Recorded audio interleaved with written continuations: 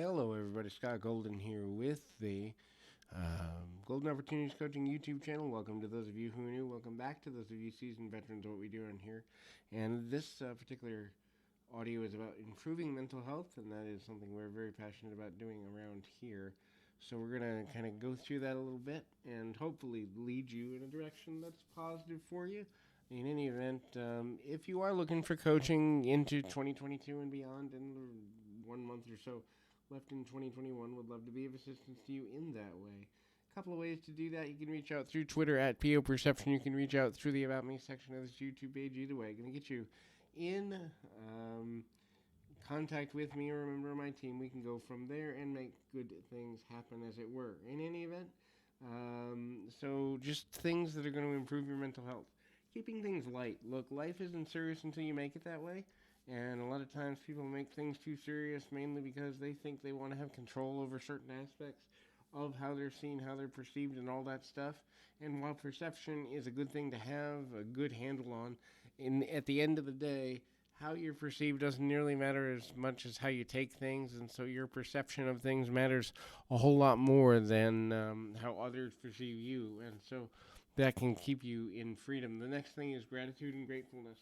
Look, believe it or not, you cannot be grateful and miserable at the same time, meaning you can't be depressed and grateful at the same time. It functions two separate parts of your brain, and so when you begin to be able to understand that you can shift your mood based on what you're focused on, and your focus becomes a paramount aspect of who you are, where you are, and what you're trying to do, then you begin to understand the value in maintaining that proper approach. Next thing is write down your feelings, write down your emotions, chart and journal, and try to make decisions based upon what it is you're trying to accomplish so that you can make the differences you want to make for the rest of the world in general and for yourself. A lot of times when we get negative, it's because we haven't really taken time to reflect on all that we've overcome most recently, and so that can be problematic for a number of people for a number of reasons. Most commonly because we're not really happy with where life is going, and so when we live in that level of unhappiness or dissatisfaction or whatever have you, there's a lot of challenges that come with that, and so finding a way to find more gratitude and write things out so you can kind of look back on it is important.